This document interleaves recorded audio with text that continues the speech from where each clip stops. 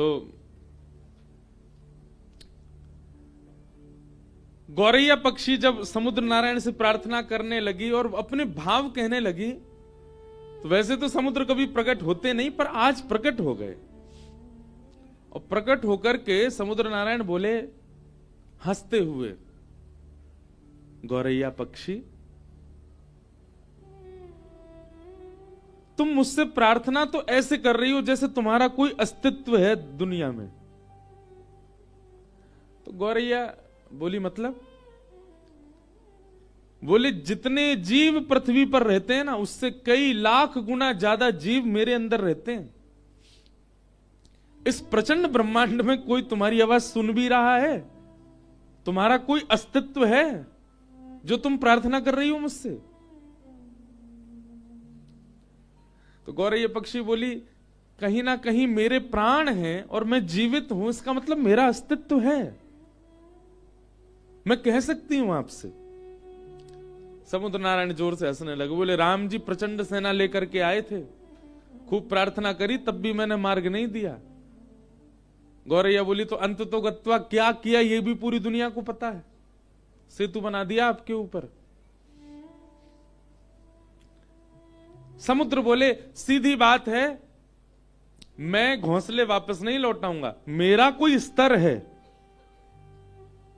मैं साक्षात ऐसे कोई चलता फिरता व्यक्ति नहीं, किसी की भी बात सुनकर के उसकी मनवांछित इच्छा पूरी करूंगा। मैं प्रचंड समुद्र हूं, इस पृथ्वी पर सबसे बड़ा राज्य मेरा है, और एक छोटे से पक्षी की बात सुनकर उसका घोंसला लौटाऊंगा मैं? गौरैया पक्षी बोली, आपको वैसे तो लौटा देना चाहिए, पर फिर भी आप जिद करेंगे तो फिर मैं भी जिद पे आ जाऊंगी। तो समुद्र नारायण और ऐसे, तुम जिद करके क्या करोगी? बोले मैं आपको सुखा दूंगी। समुद्र नारायण खूब हंसे, बोले अच्छा है, अपने अहम में ही रहो तुम जीवन भर, छोटी सी पक्षी, दिखती भी नहीं हो तुम, एक लहर में भीतर ले जाऊंगा और मुझसे कह रही हो मुझे सिखाओगी? गौरैया बोली, हाँ मैं सुखा दूंगी। कैसे सुखाओगी?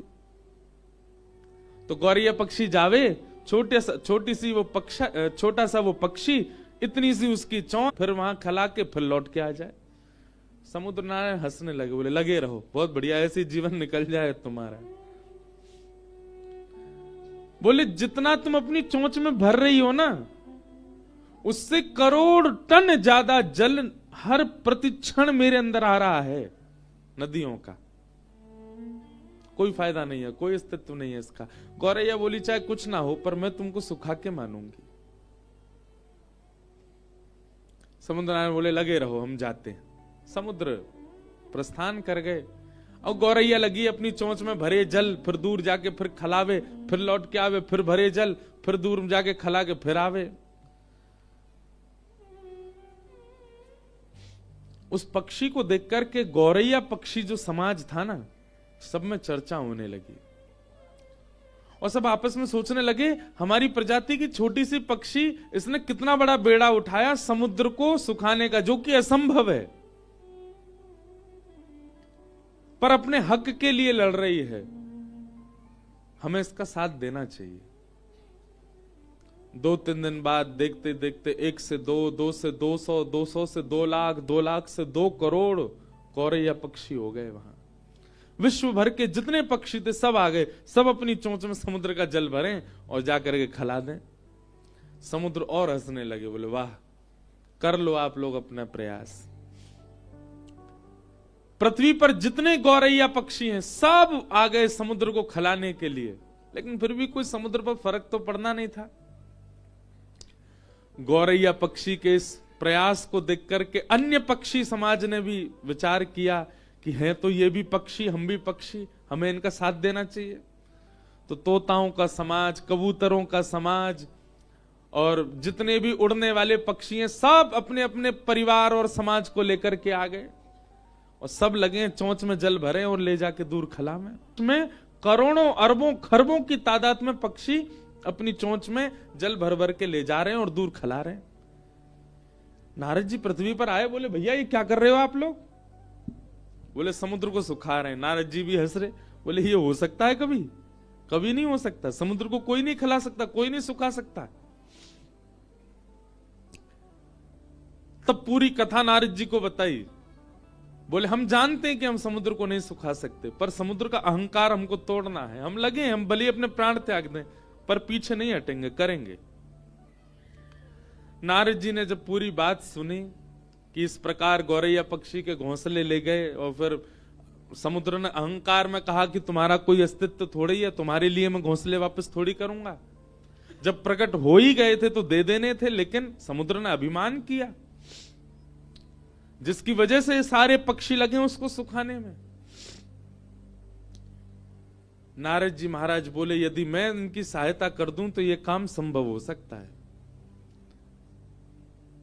नारद जी सीधे भगवान के पास नहीं गए, मन में विचार किया कि भगवान के परिकर में पक्षी कौन है।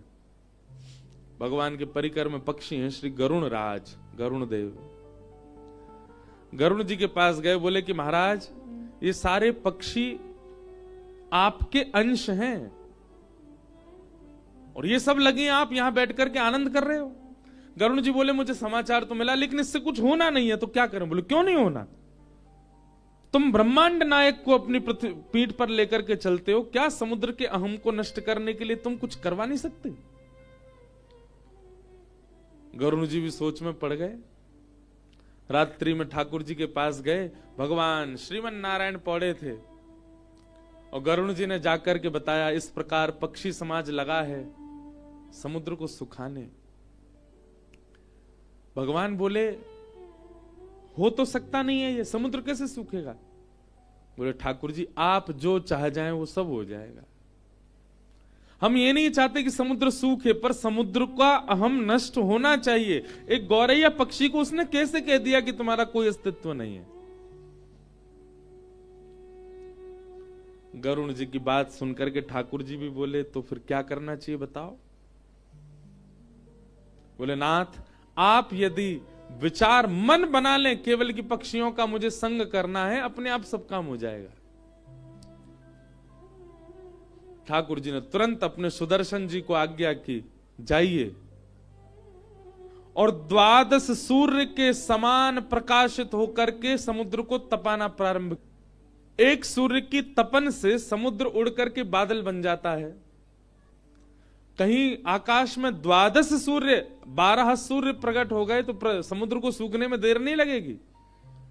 सुदर्शन चक्र जी ने भगवान के हस्त कमल से प्रस्थान करके और इतनी द्रुत गति से अपने चक्र को घुमाया कि 12 सूर्यों के समान तेज प्रकट हो गया और घूमने के कारण उनसे निकलने वाला जो हवा का वेग था वो इतना तीव्र था कि वो पृथ्वी को भी उछाल सकते थे।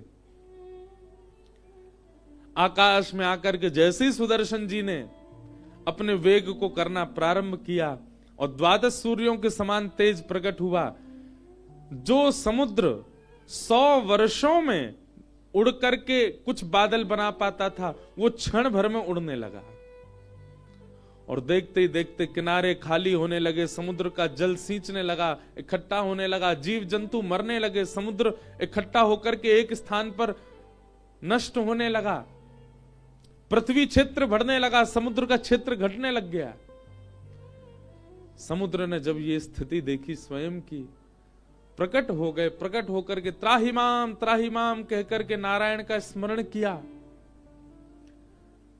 भगवान ने प्रकट होकर के समुद्र नारायण से कहा अहम शून्य हो जाइए। पृथ्वी पर जिसका स्वरूप बड़ा है उसका अस्तित्व होता है, ऐसा नहीं है। इस पृथ्वी पर यदि चींटी जीवित है तो उसका भी अस्तित्व है, उसकी रक्षा भी मैं कर रहा हूं। आप उसके प्रति भी ये भाव नहीं रख सकते कि उसका कोई अस्तित्व नहीं है। एक चींटी रहती है, वह भी बालकों को जन्म देती है। ठाकुर जी कहते हैं वहां भी मेरी दृष्टि जाती है, उसको भी मैं देखता हूं। इसलिए समुद्रदेव आप अपने विकसित रूप का अभिमान मत कीजिए। गौरैया पक्षी भले ही रूप में छोटी हो, पर उसकी निष्ठा और उसका कर्तव्य इतना श्रेष्ठ है कि वो आपको सुखाने के लिए तत्पर है। और उसकी निष्ठा कर्तव्य से प्रसन्न होकर के मैं भी उसका संग दे रहा हूं। समुद्र नारायण क्षमा मांगने लगे, बोले क्षमा कर दीजिए, मैं आज के बाद आपसे निवेदन करता हूं कि मैं कभी भी इस प्रकार के अहम में नहीं रहूंगा। कोई भी कैसी भी वस्तु समुद्र के भीतर आवे, मैं सबको किनारे कर दूंगा, किसी को भी स्वीकार नहीं करूंगा। तब सब भगवान ने ही कहा कि पहले गौरैया का घोंसला लौटाओ, और फिर समुद्र नारायण जो कि इतने विशाल रूप के हैं, वे अपनी लहरों में गौरैया के उस घोंसले को लेकर के गए और गौरैया के चरणों में जाकर के अर्पित किया। सब पक्षियों के नेत्र सजल हो गए। ठाकुर जी सबकी सुनते हैं, सबकी मानते हैं, सबका भाव रखते हैं। बोलो भक्तवत्सल भगवान की। तो जिसके रक्षक स्वयं सुदर्शन चक्रधारी हैं, उसको कोई मार सकता? कोई कितना भी बलशाली क्यों ना आ जाए, वो कुछ नहीं कर पाएगा।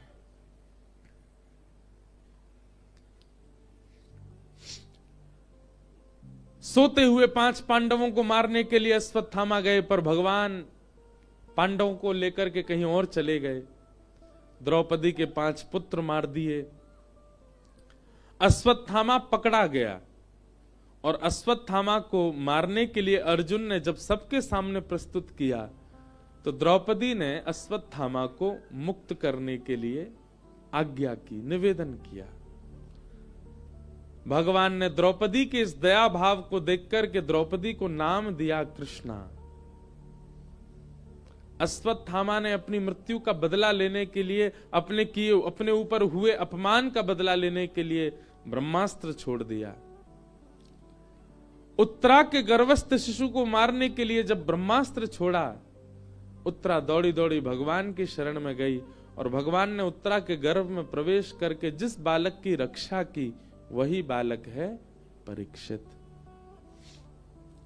हमारे पूज्य गुरुदेव भगवान एक बहुत सुंदर बात कहते हैं कि भगवान ने गर्भ में जाकर के परीक्षित की रक्षा की। ऐसा कौन सा गुण है परीक्षित में जिसके लिए ठाकुर जी ने उसकी रक्षा की?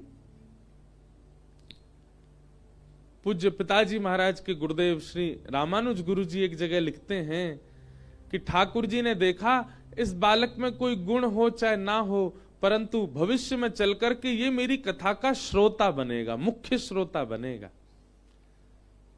इसलिए ठाकुर जी ने गर्भ में प्रवेश करके परीक्षित की रक्षा की। आप सब लोग विचार कीजिए, श्रवण करने वाला, सत्संग करने वाला ठाकुर जी को कितना प्रिय होता है। परीक्षित ने और कुछ नहीं किया। आप संपूर्ण परीक्षित का चरित्र देखिए। परीक्षित ने एक सुदृढ़ राज्य में रह करके राज शासन किया, जो कि पूर्व से ही व्यवस्थित था, उसको कुछ व्यवस्था करनी नहीं पड़ी। क्यों भगवान ने परीक्षित को बचाया?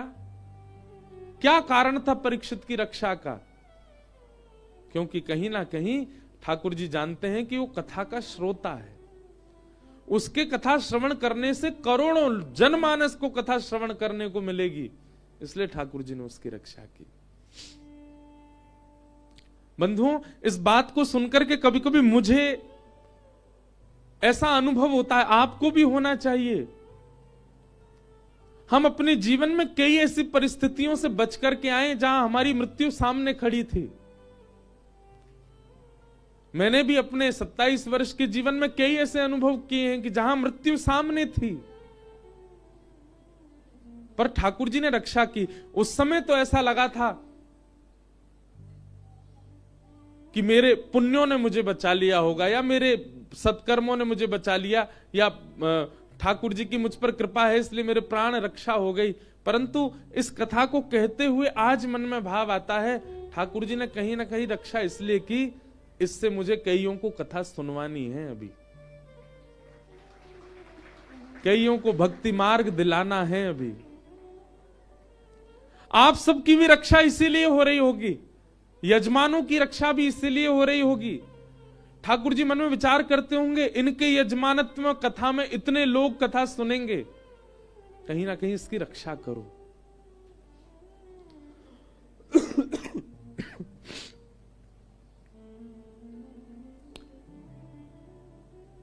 जब भक्ति का प्रचार, भक्ति का प्रवाह आपका उद्देश्य बन जाता है तो ठाकुर जी भी आपके रक्षक बन जाते हैं।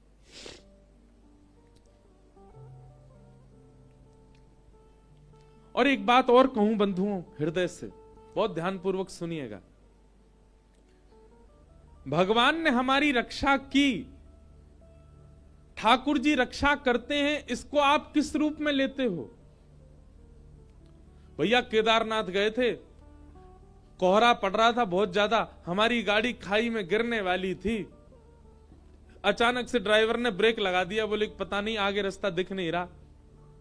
रात भर खड़े रहे, जैसे ही सुबह हुई कोहरा थोड़ा सा छटा तो हमने क्या देखा, हम तो खाई में ही खड़े थे, जरा भी नेक आगे बढ़ जाते तो गिर जाते। महादेव ने बड़ी रक्षा की हमारी। ये रक्षा नहीं है। ठाकुर जी आपकी रक्षा करते हैं, इसका मतलब ये ना समझें कि इस प्रकार की घटनाओं से रक्षा, वह भी रक्षा है, परंतु विशेष रूप से ठाकुर जी की रक्षा किसे कहेंगे आप?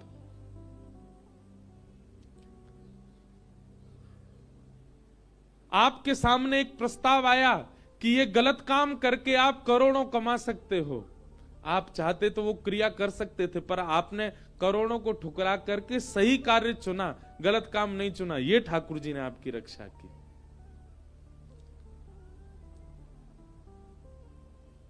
आपके सामने गलत मार्ग आ गए, जिन मार्ग पर जाकर के आप बहुत कुछ हासिल कर सकते थे अपने जीवन में, धन संपत्ति वैभव ऐश्वर्य, पर आपने सतमार्ग को चुना, गलत मार्ग को नहीं। सतमार्ग में रूखी रोटी खाना हमको प्रिय है, गलत मार्ग पर जाकर के 56 भोग नहीं खाना है। इस प्रकार से अपने सतमार्ग को चुनना एक प्रकार की ठाकुर जी के द्वारा आपकी रक्षा है। कई लोग अपने जीवन में दूषित मार्ग अपना लेते हैं, उसके बाद बहुत संपत्ति, बहुत धन, बहुत ऐश्वर्य उनके जीवन में आ जाता है, परंतु वे अंदर ही अंदर जानते हैं कि हम इस स्थिति में कैसे आए, गलत मार्ग चुन करके आए। एक प्रकार से यही मानो कि ठाकुर जी ने उनकी रक्षा नहीं की, पर व्यक्ति एक गलत मार्ग ना चुन करके सदमार्ग चुनता है, भले ही एक छोटे से घर में रहता है, 100 गज के मकान में रहता है, केवल एक समय की रोटी खा पाता है, परंतु उसको इस बात का गर्व है कि मैंने गलत मार्ग नहीं चुना। असली रक्षक उसी के थे ठाकुर जी। स्वामी विवेकानंद विदेश में कहीं प्रवचन कर रहे थे और उनके प्रवचन को सुनकर के ना जाने कितने लोगों का जीवन परिवर्तित हो गया, परंतु एक अत्यंत सुंदरी कन्या उनके रूप पर प्रभावित हो गई और उसने आकर के स्वामी विवेकानंद जी से कहा, आप मुझसे विवाह कर लीजिए। स्वामी विवेकानंद जी बोले, उसके पीछे कारण, आप जैसे पुत्र को जन्म देना चाहती हूं मैं। स्वामी विवेकानंद ने 3 परिक्रमा करी उस कन्या की और चरणों प्रणाम करके बोले, क्षमा करें, मैं अपने जैसा पुत्र दे पाऊंगा इसकी गारंटी मेरे पास नहीं है। आपकी 3 परिक्रमा करके आपके चरणों में प्रणाम करके मैं वचन देता हूं, मैं ही आज से आपका पुत्र हूं।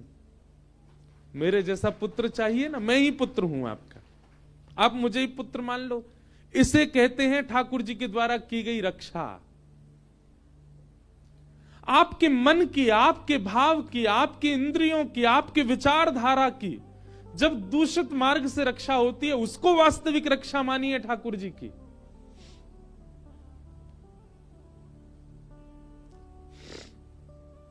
आपके सामने अवसर था कुछ गलत करने का, पर आपने फिर भी स्वयं को रोक लिया। ठाकुर जी आपकी रक्षा कर रहे हैं। आपके सामने अवसर आया और उस अवसर को जाना, आपने विचार किया कोई देख तो रहा नहीं है, कर लो। समझ जाना ठाकुर जी की दृष्टि नहीं है आपके पास, इसलिए आप उस क्रिया को करने में सक्षम थे।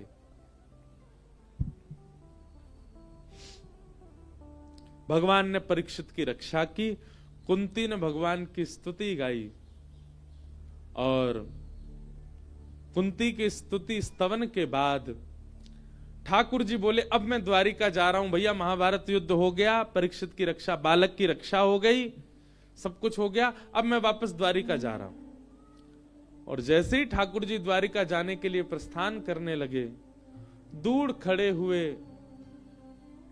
युधिष्ठिर रोने लगे। ठाकुर जी युधिष्ठिर के आंसू देख करके समझ गए कि मेरे जाने के गम से नहीं रो रहा है ये। एक होता है ना व्यक्ति कोई जा रहा है छोड़ के तो रोना आ जाए, पर नहीं, ठाकुर जी अश्रु बिंदुओं से ही समझ गए कि युधिष्ठिर मेरे जाने के गम से नहीं रो रहा है।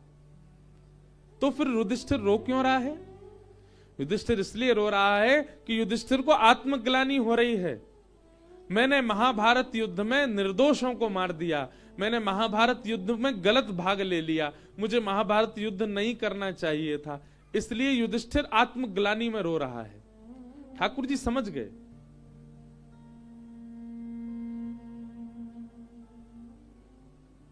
बंधु एक बात बताएं, अधिकतर ठाकुर जी के सामने जाकर के रुदन करने वाले लोग आत्मग्लानि के ही होते हैं।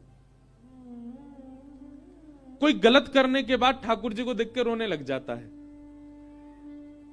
संसार से हारा व्यक्ति जब ठाकुर जी को देखता है तो रुदन करता है, नाथ मेरे साथ क्या हो रहा है।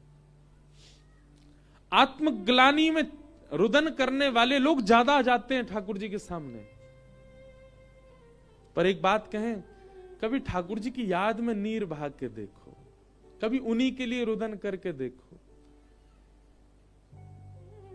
बंधुओं, जो आत्मग्लानि में रोते हैं ठाकुर जी के आगे कि मेरे साथ संसार ने धोखा दिया, मुझे लोग छोड़ के चले गए, या मेरे साथ ऐसा हुआ, आप उस समय ठाकुर जी के सामने खड़े होकर के रो करके ठाकुर जी को यह बता रहे हो कि आपसे बड़ा था संसार मेरे लिए। अरे उस समय यह विचार करो ना, सबने छोड़ दिया पर उनका द्वार तो अभी भी खुला है आपके लिए। एक सामान्य से व्यक्ति ने अपने ऊपर, आपके ऊपर से अपना हाथ हटा दिया, परंतु जगत नियंता जगदाधार तो अभी भी आपकी सुन रहा है, सामने खड़ा है, तो फिर रोना क्यों? आप रो शायद इसलिए रहे हो कि आपने संसार को ठाकुर जी से बड़ा माना था। कोई व्यक्ति आपको छोड़ करके चला गया, मतलब वो उस व्यक्ति के लिए रुदन ठाकुर जी के सामने जाके करके आप ठाकुर जी को यह बता रहे हो कि वो व्यक्ति बहुत बड़ा था आपके लिए, ठाकुर जी से बड़ा था।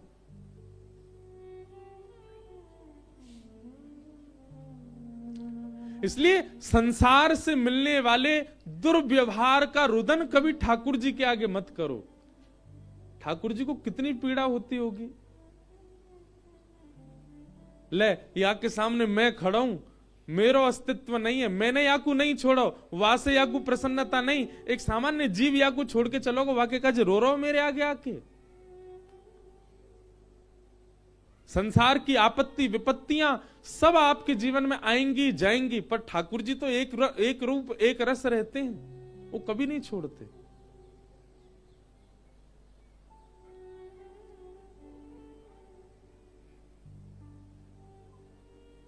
युधिष्ठिर जी रोने लगे। ठाकुर जी समझ गए कि आत्मग्लानि में रो रहा है। भगवान ने विचार किया कि अब मैं इसको पुनः गीता ज्ञान नहीं दे सकता, मैंने एक बार अर्जुन को दे दी, जिसने सुनना था सुनी, अब दोबारा मैं गीता सुनाऊं, ये मेरी अब ये मेरा व्यवहार स्वभाव नहीं। और ठाकुर जी जहां मौन हो जाते हैं वहां उत्तर भक्त देता है। और भगवान युधिष्ठिर को लेकर के गए हैं भीष्म पितामह के पास। भीष्म पितामह का भाव स्तुति मैंने बहुत कथाओं से नहीं कही, पर आज भी मेरा मन था कि आज भी मैं आगे कथा करूं, पर मेरे मन में आया भाव कि जिन मैया के तट पे हम बैठे इन्हीं के पुत्र हैं भीष्म पितामह, गंगा पुत्र हैं।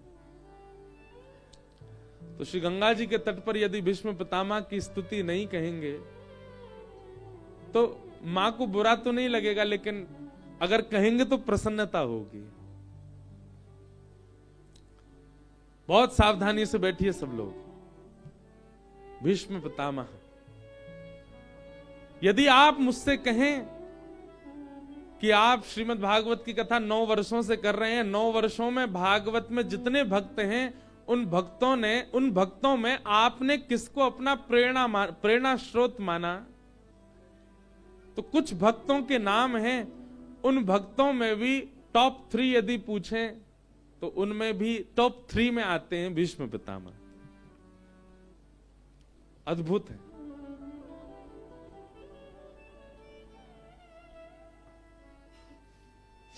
बहुत सावधानी से सुनिएगा।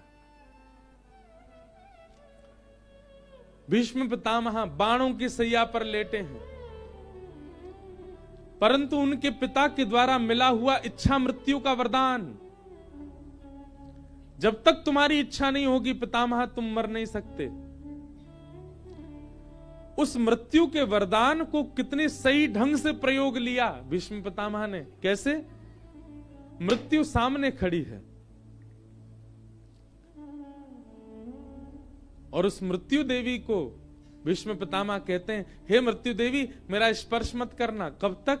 जब तक श्याम सुंदर द्वारिकाधीश मेरे सामने ना आ जाए। एक बात कहूं बंधुओं, इच्छा मृत्यु का वरदान हम सबको मिला हुआ है, हम सबके पास है। ये बात आप बिल्कुल सत्य मानिएगा। इच्छा मृत्यु का वरदान मुझे भी मिला है, आपको भी, हम सबको इच्छा मृत्यु का वरदान मिला है, परंतु हमने कभी मृत्यु की इच्छा ही नहीं करी। साइलेंट कर लो भैया जिसका भी फोन बज रहा है।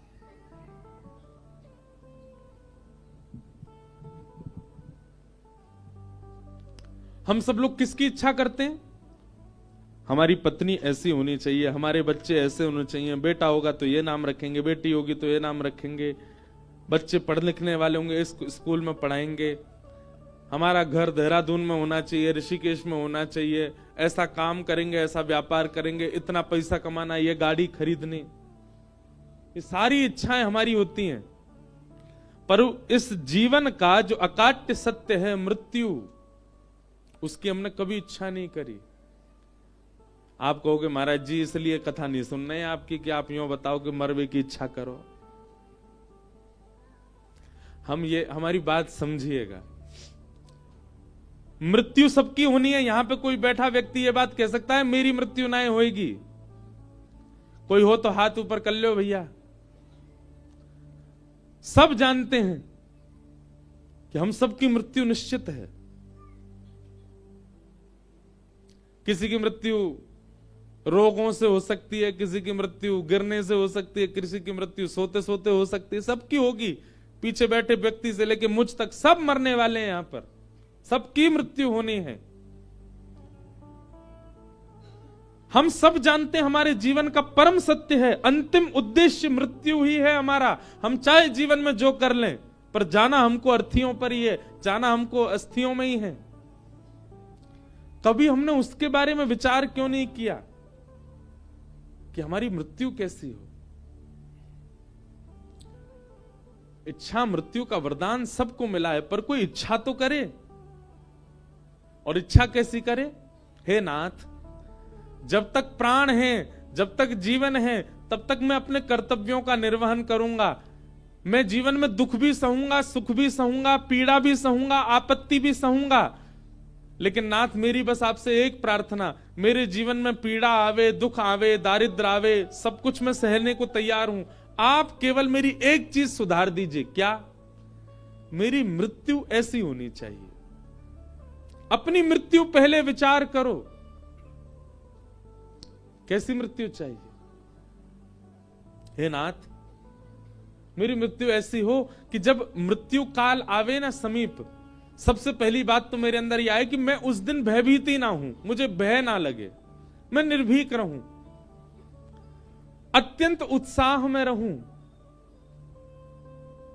और उस दिन या तो वृंदावन जाऊं, या तो अयोध्या जाऊं, या गंगा जी के तट पर जाऊं, कहीं भी श्रेष्ठ स्थान पर मैं जाऊं, वहां जाकर के आपका दर्शन करूं, संतों को प्रणाम करूं, सबको दान पुण्य करूं, सत्संग श्रवण करूं, सुंदर कथा श्रवण करके, माथे पर तिलक लगा करके, बढ़िया चंदन फोटा लगाए के, बढ़िया इत्र लगा करके, कीर्तन में खूब उछल उछल के नृत्य करूं, गंगा यमुना जल का पान करूं, संतों की शीत प्रसादी लेकर के गंगा तट पर, यमुना तट पर एकांत चित्त से बैठा हूं। तभी मेरी मृत्यु की घड़ी आ जाए और उस घड़ी में मेरे पास कोई ना हो, मैं अकेला एकांत में प्रसन्न मुद्रा में बैठा हूं, और उसी समय मेरे इष्ट मेरे सामने प्रकट हो जाएं। मैं उनका एक क्षण दर्शन करूं, एक क्षण उनके नेत्रों को, नासिका को, ग्रीवा को, गर्व को, चरणार बिंदों का मैं दर्शन करूं, और सर्वांगीण अंगों का दर्शन करते ही मेरे प्राण चले जाए। ऐसी इच्छा मृत्यु कितने भक्तों के विषय में आया, कितने संतों के विषय में आया कि उन्होंने इच्छा मृत्यु की और वैसी मृत्यु उनको प्राप्त हुई। इच्छा मृत्यु करने का मतलब यह नहीं कि मैं आज शाम को पधार जाऊं, नहीं। इच्छा मृत्यु का मतलब है जब भी मेरे प्राण निकले, मुझे नहीं पता कब निकलेंगे, जब निकले तो उस समय स्थिति ऐसी हो, उस समय का वातावरण ऐसा हो, उस समय का माहौल ऐसा हो, उस समय मेरे मन में ये चल रहा हो, मेरी बुद्धि में ऐसे विचारधाराएं हों, तब मेरे प्राण निकले। इतना तो कहना स्वामी, जब प्राण तन से निकले, गोविंद नाम लेकर जब प्राण तन से निकले। मेरे मुख से गोविंद नाम निकले जब मेरे प्राण निकले नाथ। और उस समय कौन दिखाई दे? बेटा दिखाई दे, बेटी दिखाई दे, पत्नी दिखाई दे, बच्चे कौन दिखे? कोई ना दिखे। ये सब संसार के लोगों को जीवन भर देखा मैंने, अंतिम समय में ये लोग ना दिखे मुझे तो कौन दिखे?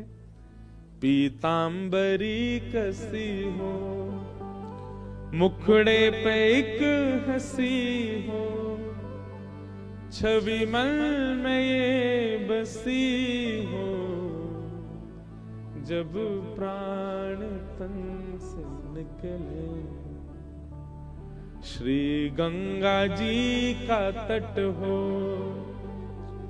यमुना का वंशी वट हो, मेरा सांवरा निकट हो, जब प्राण तन से निकले। उस समय जल्दी आना, जब मेरे प्राण निकल रहे हो नाथ, उस समय देर मत करना आप। अच्छा देखो, ऐसा भाव मांगने वाला व्यक्ति ये कहे ठाकुर जी से, जीवन भर कुछ नहीं मांगूंगा आपसे, आप चाहे कितना भी दुख दो, कितनी पीड़ा दो, सब छीन लो मुझसे, आपसे कोई मांग नहीं करूंगा मैं, बस एक ही मांग है मेरी, मेरे अंतिम श्वास में आना मेरे पास। उस समय जल्दी आना, नानाथ भूल जाना, और अकेले मत आना, श्री राधे को साथ लाना, जब प्राण तन से निकले। ऐसी इच्छा मृत्यु रखो।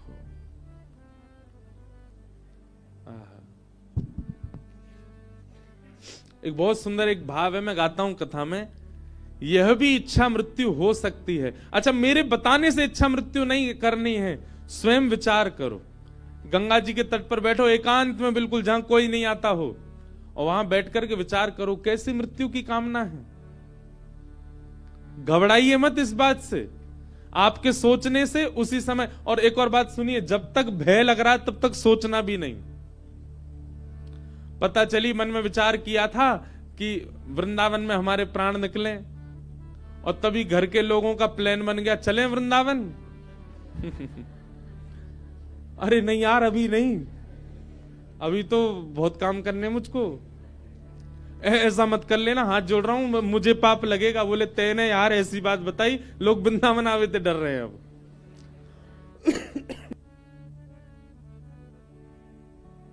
इस इच्छा मृत्यु को वो ही करे जिसके अंदर भय ना हो। हमने तो विचार किया है, हमारा कंफर्म है कि हमको ऐसे, और हमें यह भी विश्वास है, हर दिन कथा करते हैं, हर दिन विश्वास और तीव्र होता है कि ऐसा ही होगा। वो बताना नहीं है, किसी को बताना नहीं कैसा चाहिए। बड़े खतरनाक लोग भी होते हैं। एक जगह मेरी कथा में कोई व्यक्ति बोला, महाराज जी आपने इच्छा मृत्यु का एक भाव कहा, मैं अपनी एक निजी बात शेयर करूं, मैंने करो। मुझे भोजन बहुत बढ़िया लगता है, मैंने आज मन में विचार किया कि जिस दिन मेरे प्राण निकले उस दिन सुबह सुबह जलेबी खाऊं, कचौड़ी खाऊं, बेड़ई सब्जी खाऊं, दोपहर के राजभोग में बढ़िया मेरे पास में मक्के की रोटी सरसों का साग बने, चटनी से लगा के पाऊं।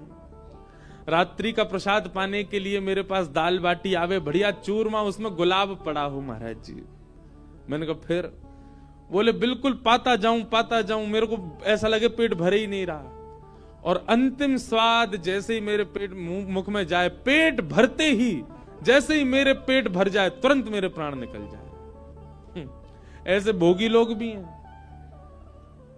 बड़े प्रचंड प्रसिद्ध लोग हैं, मैं 2-3 से मिला हूं मैं, जो भोग के द्वारा प्राण त्यागना चाहते हैं। ऐसे लोगों को मेरे चरणों में प्रणाम है भैया, ऐसा विचार मत करियो। इच्छा मृत्यु कैसी होनी चाहिए? मनमोहन तुझे रिझाऊं, तो हे नित नए लाड़ लड़ाऊं, बसा कर नैनन में, छिपा के तुझे नैनन में हो, बसा कर नैनन में, छिपा के तुझे नैनन में हो, बसा कर नैनन में, छिपा कर नैनन में, बसा कर नैनन में, छिपा कर नैनन में। ओ मनमोहन तुझे रिझाऊं, ओ मनमोहन तुझे रिझाऊं, हो तो है नित नए लाड़ लड़ाऊं, हो तो है नित नए लाड़ लड़ाऊं, बसा कर नैनन में, छिपा कर नैनन में, बसा कर नैनन में, छिपा कर नैनन में, ओ बसा कर नैनन में, छिपा कर नैनन में, बसा कर नैनन में, छिपा कर नैनन में। हो गीत बन जाऊं तेरी बांसुरी के स्वर का, इठलाती बल खाती पतली कमर का, गीत बन जाऊं तेरी बांसुरी के, चिंतन करो शब्दों का, इठलाती बल खाती पतली कमर का, गीत बन जाऊं तेरी बांसुरी के स्वर का, इठलाती बल खाती पतली कमर का, गीत बन जाऊं तेरी बांसुरी के स्वर का,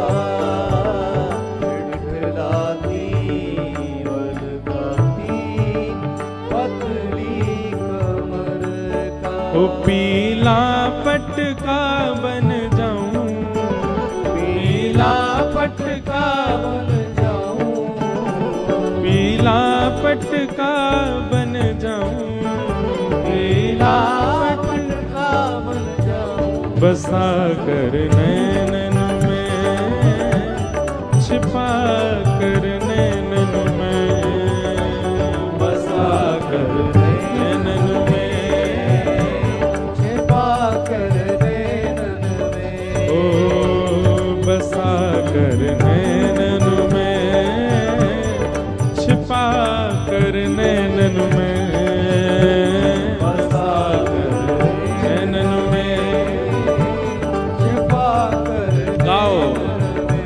मनमोहन तुझे रिझाऊं, मनमोहन तुझे रिझाऊं, ओ तोहे नित नए लाड़ लड़ाऊं, ओ तोहे नित नए लाड़ लड़ाऊं, बसा कर नैनन में, छिपा कर नैनन में, बसा कर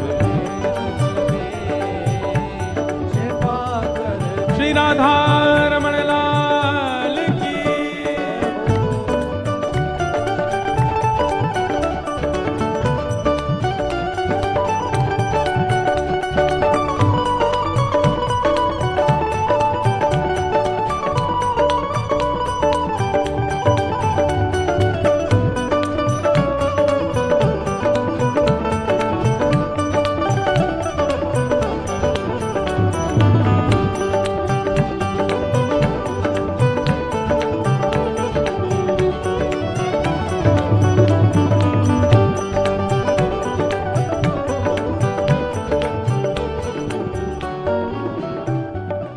एक बात कहूं बंधु, आप कहोगे महाराज जी आप ऐसी बात कर रहे हो कि हम ठाकुर जी के पटका बन जाएं, ठाकुर जी के बांसुरी का स्वर बन जाएं।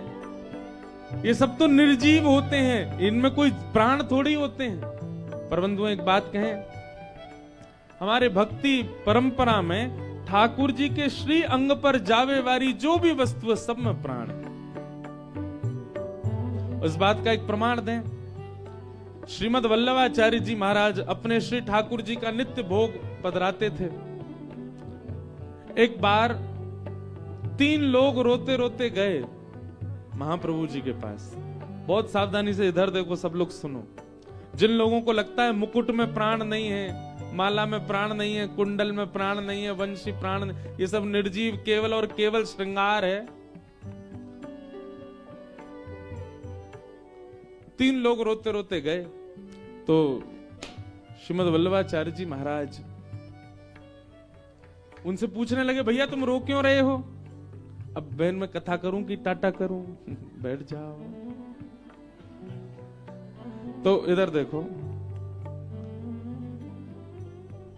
महाप्रभु जी बोले आप रो क्यों रहे हो, क्या बात है? कुछ नहीं बोले, बस एक ही बात बोले, हमें सेवा से दूर मत करो, हमें सेवा से विलग मत करो, हमें सेवा से बाहर मत करो। महाप्रभु जी बोले कौन सी सेवा से दूर कर रहा है तुमको कोई, क्या बात है स्पष्ट बताओ। तो तीनों बस रोते रहे, हमें सेवा से दूर मत करो। थोड़ी देर बाद श्रीमद वल्लभाचार्य जी महाराज ने जब नेत्र बंद करके ध्यान लगाया तो क्या पता चला पता है? कि रसोई घर में ठाकुर जी के लिए प्रसाद बन रहा था, और प्रसाद के लिए जब भात बनाने के लिए चावलों को धोया जा रहा था, उनका माण जब अलग किया जा रहा था चावलों का, तो माण अलग करते समय चावल में से 3 दाने माण के साथ नाली में बह गए, और वे तीनों ही रूप धारण करके आए और महाप्रभु जी से बोले हमें सेवा से दूर मत करो। मतलब जब तक वस्तु भगवत सन्निधि में नहीं जाती तब तक वह निर्जीव है, पर भगवत सेवा में आने के बाद उसमें प्राण होते हैं। वो कोई ना कोई दैविक, कोई ना कोई वैदिक, कोई ना कोई भक्त है। इसीलिए हमारे श्री लाल जी का जब भी श्रृंगार होता है, मुकुट को भी प्रणाम करके पधराया जाता, वंशी जी को भी प्रणाम करके पधराया जाता, माला भी प्रणाम करके पधराई जाती है। ठाकुर जी के श्री अंग पर आने वाली पोशाक भी, उसमें भी यही भाव होता है कि कोई वैष्णवी ठाकुर जी के ऊपर आए हैं आज, ठाकुर जी को धकवे के काजे। ठाकुर जी की मसनद भी उठाते हैं ना, तो उसको भी ऐसे प्रणाम करते हैं, जय हो गादी जी को प्रणाम, मसनद जी को प्रणाम, झारी जी, बंटा जी, सबको जी लगा करके, मतलब उनमें प्राण है। इसलिए ये विचार मत करना कि महाराज जी कह रहे हैं वंशी बने, पटका बने, ये तो निर्जीव होते हैं, ये सब में प्राण होते हैं। अपनी भक्ति साधना से आप वंशी बन सकते हैं। वंशी कौन है? भगवान की, स्वयं महादेव वंशी बन करके आए हैं ठाकुर जी की।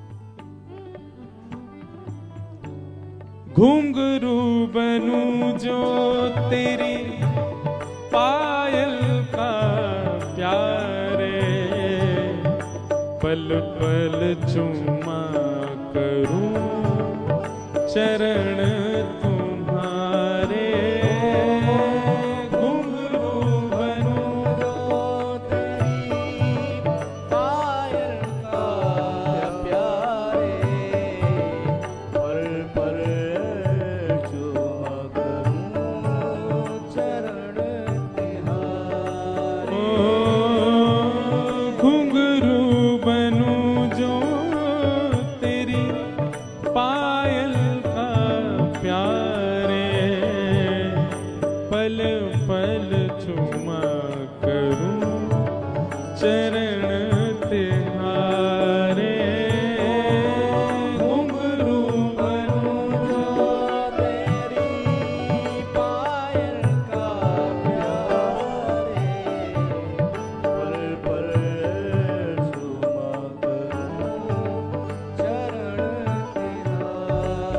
ओ तेरे धीरे धीरे चरण दबाऊं, ओ तेरे धीरे धीरे चरण दबाऊं, तेरे धीरे धीरे चरण दबाऊं, ओ तेरे धीरे धीरे चरण दबाऊं।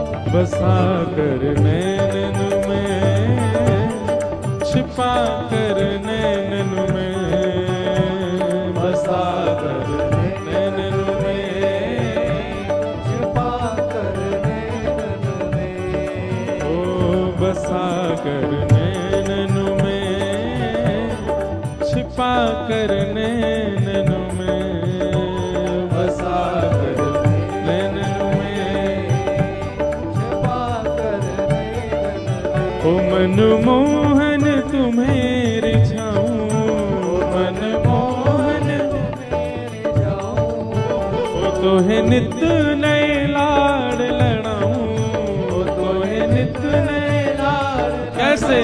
बसा कर नैनन में, छिपा कर नैनन में, बसा कर नैनन में, छिपा कर नैनन में, ओ बसा कर नैनन में, छिपा कर नैनन में, बसा कर नैनन में, छिपा कर नैनन में। और अंतिम अभिलाषा मेरी क्या है, मेरी इच्छा मृत्यु क्या है? ये है राधिका किशोरी संग रमण तुम्हारा, मुझको दिखा दो कभी ऐसा नजारा।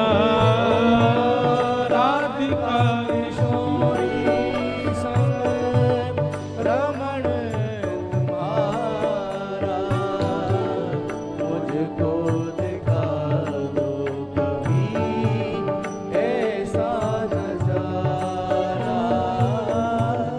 राधिका किशोरी संग रमण तुम्हारा, मुझको दिखा दो कभी ऐसा नजारा।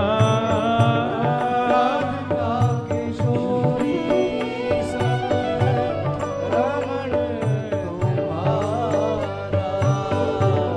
मुझको दिखा दो कभी ऐसा नजारा। हे नाथ, बहुत दिन आए गए वृंदावन में स्थूल आपको देखते हुए, अब स्थूल देखने की इच्छा नहीं है हमारी। अब तो केवल एक ही इच्छा है कि किसी दिन आप सचल वृंदावन में हमको दिख जाओ, और अकेले नहीं दिखो, किशोरी जी के साथ रमण करते भय दिखो, विहार करते भय दिखो, लीला करते भय दिखो, रास करते भय दिखो। हे नाथ, मेरी आपसे और कोई जिज्ञासा नहीं, मेरा जीवन सुखी है दुखी है मैं सब सह लूंगा, केवल मेरा अंत ऐसा हो। आप किशोरी जी के साथ विहार कर रहे हैं, रमण कर रहे हैं, वो दृश्य मुझे जिस दिन दिख जाए, भले ही मैं करोड़ों का काम छोड़ करके वृंदावन आया हूं, पर जिस दिन आप प्रत्यक्ष मुझे दिख जाओ, बस उसके बाद नाथ फिर चाहे मैं मर जाऊं, फिर चाहे मैं मर जाऊं, फिर चाहे मैं मर जाऊं, फिर चाहे मैं मर जाऊं। बसा कर नैनन में, छिपा कर नैनन में, बसा कर नैनन में, छिपा कर नैनन में। ओ राधिका किशोरी संग रमण तुम्हारा, मुझको दिखा दो कभी ऐसा नजारा। राधिका किशोरी संग रमण तुम्हारा, मुझको दिखा दो कभी ऐसा नजारा। ओ फिर चाहे मैं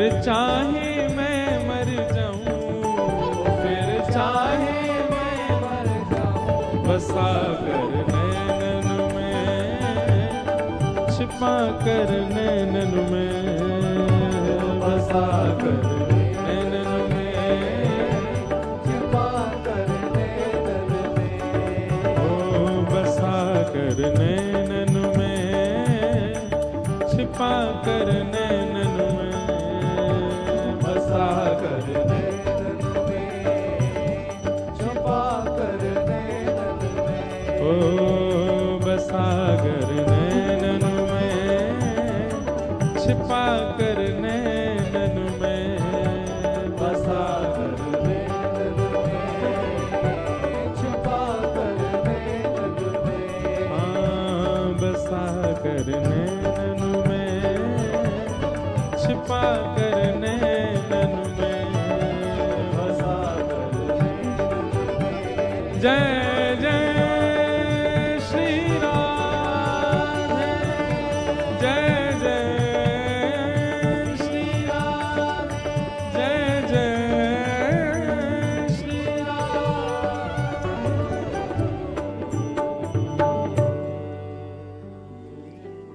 आज गंगा जी के तट पर हम आपसे निवेदन कर रहे हैं बंधुओं, हर भाव का आपने चिंतन किया है। जीवन कैसा हो, पत्नी कैसी हो, बच्चे कैसे हो, धन कैसा हो, घर कैसा हो, व्यापार कैसा हो, ये सब वह वस्तु है जो संसार में रहना सिखाती है। रहिए संसार में, खूब कमाइए धन, पर हमारी प्रार्थना गंगा के तट पर, आज सोमवार है, नवमी है, अपनी इच्छा मृत्यु का चिंतन करके जाओ, कैसी मृत्यु की कामना है, और गंगा जी से प्रार्थना करो, जीवन चाहे जैसा भी दीजिए, मृत्यु ऐसी ही हो हमारी। श्री भक्तमाल जी की कथा में वर्णन आता है कि भक्तमाल जी को अगर कोई अपने अंतिम श्वास में श्रवण, वैसे तो भगवान नाम भी यदि अंतिम श्वास में ले ले तो निश्चित है कि भगवत दर्शन होता ही है, लेकिन एक भक्त ने क्या किया, छोटे छोटे शब्दों में भक्तमाल जी को लिखवा करके और सुंदर तुलसी में मढ़वा करके अपने गले में पहन लिया, और नित्य भक्तमाल जी उसके हृदय पर रहते हैं। बोले ना जाने कब प्राण निकल जाए, जब प्राण निकले तो भक्तमाल में जितने भक्त हैं ये सबका मुझे दर्शन हो। और वही हुआ, जब उनका अंतिम क्षण आया तो भक्त, आज भी आप वृंदावन में देखेंगे कई महात्मा, कई संत, कई साधक वो कंठ में तुलसी माला पहनते हैं और फिर यहाँ बीच में खूब मोटी सी एक माला उनकी रहती है, एक छोटी सी पेटी जैसी पहन के रख, उसमें भक्तमाल जी हैं अंदर, क्योंकि गीता भागवत आदि को आप गले में पहन करके घूम नहीं सकते, उसकी पवित्रता रखनी पड़ेगी। पर भक्तमाल जी में भक्त चरित्र है, इसलिए उनको पहन लिया जाता है। और भक्तमाल जी कंठ में धारण करके, एक भक्त थे, उनके प्राण निकलने का समय आया, कंठ में भक्तमाल थी, जैसे ही प्राण निकलने का समय आया, ना तो बच्चे दिखे, ना पत्नी, परिवार, कोई नहीं था। कौन दिख रहे हैं?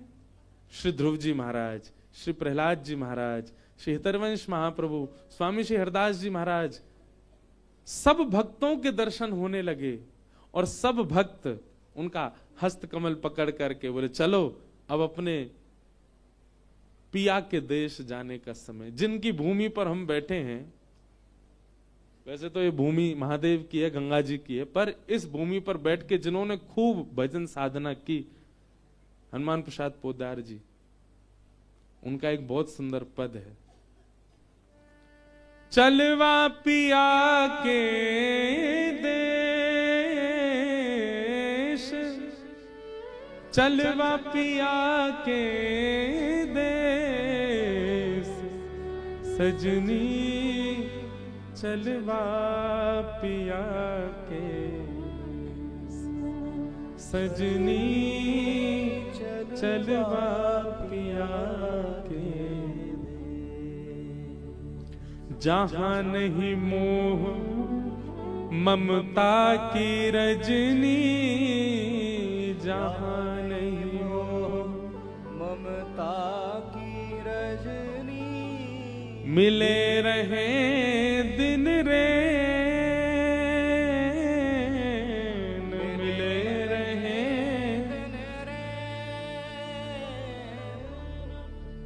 चलवा पिया के देश,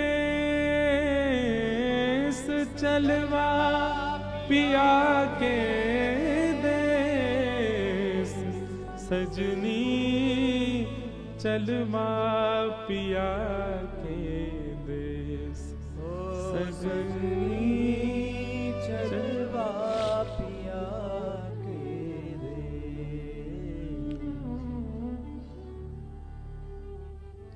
और सब उन भक्त को लेकर के भगवत धाम चले गए। भगवत धाम बंधुओं कोई आकाश में नहीं है, हमारो वृंदावन ही भगवत धाम है। बस ये जो वृंदावन हमको दिख रहा है ये वृंदावन है, इसी वृंदावन में निज वृंदावन है जिसका दर्शन हमको नहीं हो सकता, उसका दर्शन आचार्य गुरुजनों की कृपा से ही हो सकता, वही भगवत धाम है, वहीं की प्राप्ति हो जाती है। भीष्म पितामह अपनी इच्छा मृत्यु से कहते हैं भले ही रोम रोम में प्राण लगे हैं पर मैं ऐसे प्राण नहीं त्यागूंगा। बोले प्राण कब निकलेंगे हमारे? बोले जब सामने संग चक्र गदा पद्मधारी सामने मेरे आके खड़े हो जाएंगे, उनको नेत्रों से भर के देख लूंगा, उनको अपने रोम रोम में जब मैं बसा लूंगा तब मेरे प्राण निकलेंगे। मृत्यु देवी सामने खड़ी है, हाथ जोड़ के स्पर्श नहीं कर पा रही भीष्म पितामह का, क्योंकि उनकी इच्छा मृत्यु है। वास्तव में भगवान तो द्वारिका चले जाते, पर मृत्यु देवी ने ठाकुर जी को रोका। बोले अभी मत जाओ। बोले क्यों? बोले भीष्म पितामह आपकी प्रतीक्षा कर रहे हैं, पहले उनके प्राण हरण होंगे तब आप जाओगे। इसलिए युधिष्ठिर जी के रोने का बानक बना और भगवान युधिष्ठिर को लेकर के भीष्म पितामह के पास गए। बंधुओं, जीवन चाहे जैसा हो, मृत्यु हो भीष्म पितामह जैसी। भले ही जीवन भर कौरवों का संग किया भीष्म पितामह ने, गलत लोगों का संग किया, कुछ गलतियां भी करी अपने जीवन में, पर उसका दंड भोगा उन्होंने। रोम रोम में बाण लगा भीष्म पितामह के, लेकिन मृत्यु भीष्म पितामह जैसी। बाणों की सैया पर लेटे हैं, तभी चंदन की सुगंधी आने लगी भीष्म पितामह को। थोड़ा नेत्र खोल करके देखा तो दूर से पीतांबरी लहरा रही है, थोड़ा और समीपता से देखा तो मोरपिच्छ दिखने लगा, सुंदर मुकुट दिखने लगा, श्याम वर्ण की कांति चलती हुई आ रही है भीष्म पितामह की ओर। पितामह आनंदित हो गए, वाह जय हो, बस अब मेरा जीवन सार्थक हो जाएगा। सामने आकर के ठाकुर जी खड़े हो गए, भीष्म पितामह दर्शन करने लगे। पहले पांडवों को कुछ ज्ञान उपदेश किया और वह ज्ञान उपदेश करने के बाद पितामह भीष्म बोले पांडवों अब तुम सब किनारे हो जाओ, मुझे मेरा काम करने दो जिसकी मैं प्रतीक्षा कर रहा हूं। बोले क्या करना? ठाकुर जी सामने आओ मेरे। भीष्म पितामह लेटे थे, सामने ठाकुर जी आगे, कहो। बोले मुझे इच्छा मृत्यु का वरदान है, जब तक मेरी इच्छा नहीं हो मैं प्राण नहीं त्याग सकता। आप मेरे सामने खड़े रहो, मैं आपके रोम रोम का दर्शन करूंगा और जब मेरी इच्छा हो जाएगी, जब मैं तृप्त हो जाऊंगा आपके दर्शन से, अपने प्राण त्याग दूंगा। ठाकुर जी बोले जे भले आए, हम देख तो रहे 10 साल तक तो खड़ी रहेंगे हम यहीं पे। इच्छा मृत्यु भैया कितने दिन की इच्छा कर सके। ठाकुर जी सामने खड़े हो गए। ठाकुर जी का मुखमंडल थोड़ा सा मुरझा गया कि मैं वैसे इतने दिनों से द्वारिका से दूर हूं, अब जब ये और भीष्म पितामह जन कितने दिन लगाए को मृत्यु करवे में। ठाकुर जी के मुखमंडल पर जैसे ही थोड़ी सी मुरझाहट आई तो भीष्म पितामह बोले ए सुनिए, ये मुरझाया हुआ चेहरा नहीं देखना मेरे। क्षताम कलेवरम यावदिदं हिनुम्य प्रसन्न हासारुणलोचलोल्लस मुखाम्भुजो ध्यान पतश्चतुर्भुज। मुस्कुराइए ठाकुर जी, ऐसे मुरझाए हुए से खड़े मत हो। ठाकुर जी ने मुस्कान लगे, अरे नेक और मुस्कुराए दो। ठाकुर जी नेक और मुस्कुराए, बोले ऐसे नहीं, इतना मुस्कुराओ कि आपके गाल दोनों गोल गोल हो जाएं, इतनी जोर से मुस्कुराओ। प्रसन्न हासारुणलोचलोल्लसत्, मेरे लोचनों को आपके सुंदर गालों के दर्शन हो, फूलते भय गालन के, ऐसे प्रसन्न होके खड़े भयो। ठाकुर जी जोर से मुस्कुरा रहे हैं। भगवान भीष्म पितामह बस ऐसे ही खड़े रहो, अब देख लूं आपको जरा। कैसी मृत्यु भीष्म पितामह की। कहां मृत्यु मातम होती है, कहां मृत्यु शोक होता है, पर भीष्म पितामह ने अपनी मृत्यु को उत्सव मना लिया। भैया जितने तिलक लगावे वाले बैठे हैं, कंठी मारा वाले बैठे हैं, नाम जप करवे वाले बैठे हैं, कथा सुनवे वाले बैठे हैं, हमारो भजन सार्थक तब मानो जब मृत्यु मातम नहीं मृत्यु उत्सव है जाए। आप गए तो भले ही लोगों के नेत्रों में अश्रु थे, पर जब गए तो स्वयं के मुखमंडल पर प्रसन्नता थी। जाना सबको है, भीष्म पितामह ऐसे ही गए। और भीष्म पितामह ने भगवान की स्तुति गाई।